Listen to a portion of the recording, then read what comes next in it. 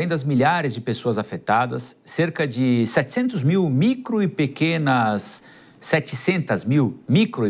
empresas gaúchas também foram impactadas pelas enchentes que assolaram o Rio Grande do Sul desde o fim do mês passado. São negócios de todos os setores que viram, de uma hora para outra, tudo parar e muita coisa ser perdida por causa da água que invadiu quase tudo.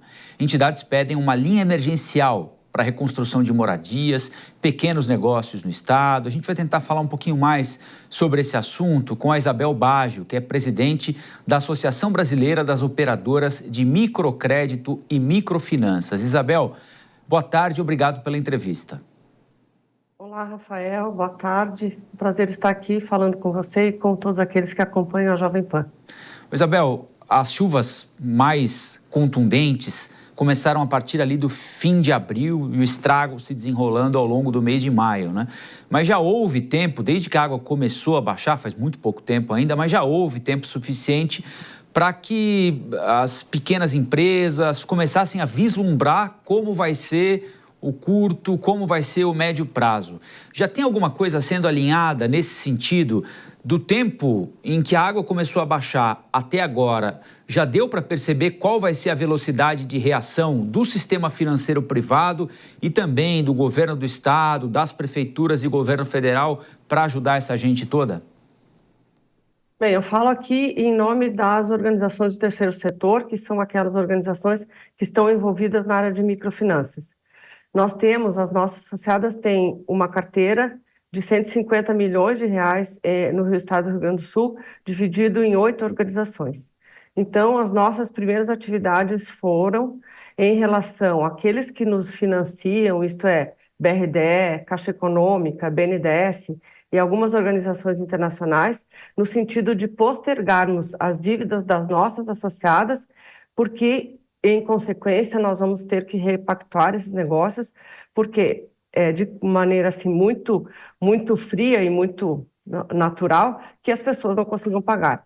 As primeiras sensações, as primeiras percepções é que os nossos clientes nem rapidamente atuaram nesse sentido, porque eles tinham que buscar a sua moradia, os seus pertences, buscar as suas famílias. Então, agora nós começamos a perceber que eles começam a se preocupar com as suas contas.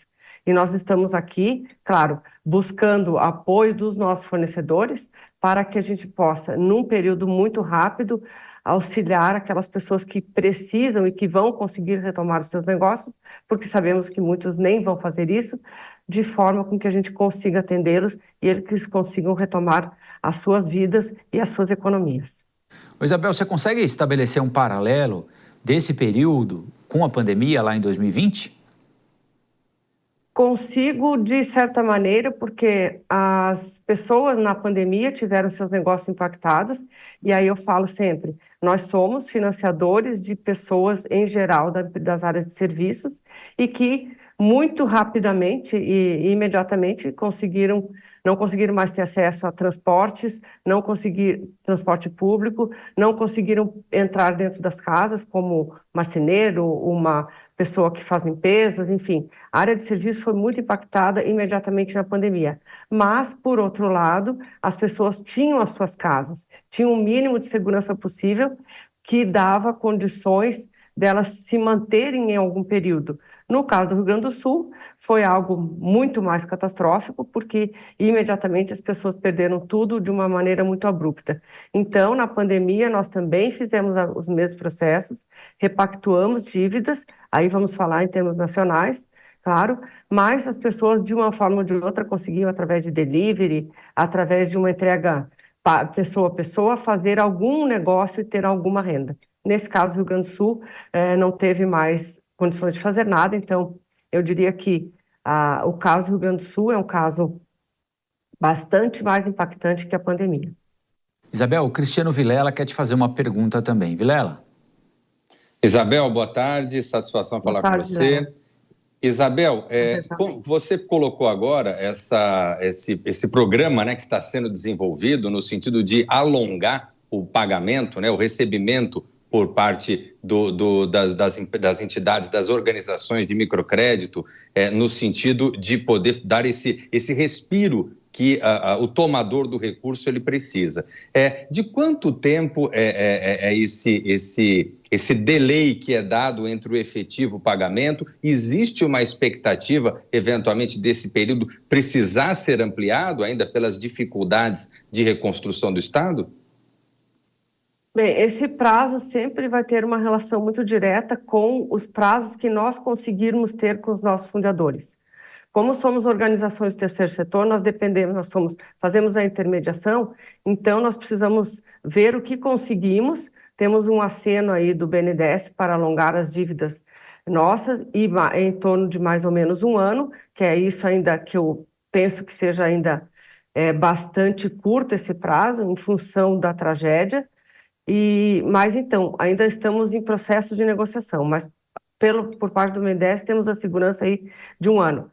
Mas o que a gente busca? Além de postergação, nós precisamos de outras linhas de financiamento, porque aquelas pessoas que não eram nossos clientes, que poderão ser, também são linhas de crédito nova. Mas aí vem uma questão. Nós precisamos ter acesso aos fundos garantidores nacionais para que a gente possa ter segurança do recebimento caso as pessoas não consigam pagar. Nós não temos lastro suficiente para assegurar um débito caso as pessoas não paguem. Então, nós precisamos ter acesso, por exemplo, ao FGO ou algumas outras linhas de fundos do governo para que a gente possa não, então, além de não deixar de atender, não dar possibilidade de algum prejuízo e alguma dificuldade para as nossas organizações. Agora, quem pode dar essas garantias a vocês, Isabel, tem a consciência, está trabalhando com a urgência necessária na sua avaliação? Olha, a gente sabe que o poder público, apesar de boa vontade que tenha, tem várias entraves, vários processos, várias pessoas envolvidas, várias áreas. Então, eu diria que a velocidade não é tão boa quanto deveria ser. Sei que existem pessoas que todas têm muito boa vontade para tratar disso, mas a máquina governamental sempre é muito pesada e não funciona na velocidade daquela pessoa que está com as suas dificuldades lá na ponta, que é a pessoa que perdeu a casa, que perdeu o seu trabalho, que em algum momento está desempregado também, porque isso vai acontecer. Então, esse processo tem aí um descompasso para que as coisas acontecessem na melhor velocidade possível. Vilela? Isabel, existe alguma expectativa, pensando em termos do modelo de negócio, de que nos próximos anos aumente a inadimplência, mesmo depois que retomar a normalidade, retomar a cobrança no formato normal dos empréstimos que são concedidos? Existe já algum cálculo acerca de um eventual aumento na inadimplência que possa eventualmente perdurar no tempo por conta desse cenário do Rio Grande do Sul?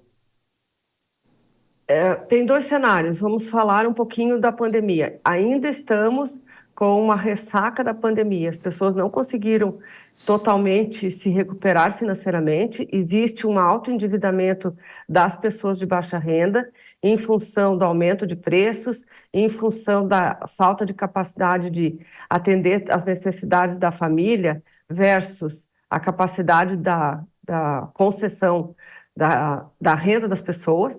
Então, são pessoas que estão trabalhando em algum lugar, mais uma soma de rendas extras que fazem no contraturno. Então, esse orçamento familiar tem aí uma diferença entre a entrada e a saída de recursos. Então, as pessoas de baixa renda, não é novidade, não é exatamente vinda desse problema do Rio Grande do Sul, e sim algo que vem daí sendo trazido desde a pandemia, onde os negócios ainda não estavam tão bem estruturados para receber mais uma tragédia em cima das pessoas de baixa renda. Em geral, elas não têm um lastro financeiro, não têm uma poupança, não têm aplicações, são pessoas que poderíamos dizer que trabalham hoje para a manutenção da sua família no dia seguinte ou na semana seguinte. Então, esse processo, eu imagino que, pelo menos no Rio Grande do Sul, ainda se agrava muito. Tem que ter controles de nossa parte, porque nós buscamos recursos de fontes diversas e caso nós não tenhamos uma liquidez adequada, também vai comprometer as nossas associadas. Então, tem a necessidade de uma intervenção pública, sim, com recursos, às vezes não reembolsáveis, para que as pessoas possam se recuperar e aí sim conseguir ter a nova renda e conseguir contribuir para a economia. Por quê? De uma maneira muito clara, às vezes não tão clara quanto nós entendemos, as pessoas de baixa renda, as pessoas das classes F, G, E e D até, são pessoas que sustentam a economia, a macroeconomia. Falamos que a microeconomia, apesar de ser invisível, ela é informal, mas ela, em seguida, ela compra do que é formal, gerando impostos, gerando desenvolvimento, gerando inclusão financeira. Então, essas pessoas precisam ser cuidadas para que a macroeconomia funcione de forma equilibrada. Nós conversamos com a Isabel Baggio, presidente da Associação Brasileira das Operadoras de Microcrédito e Microfinanças. Isabel, boa tarde, muito obrigado. Bom fim de semana, hein? Obrigada pela oportunidade. Bom fim de semana também. Agora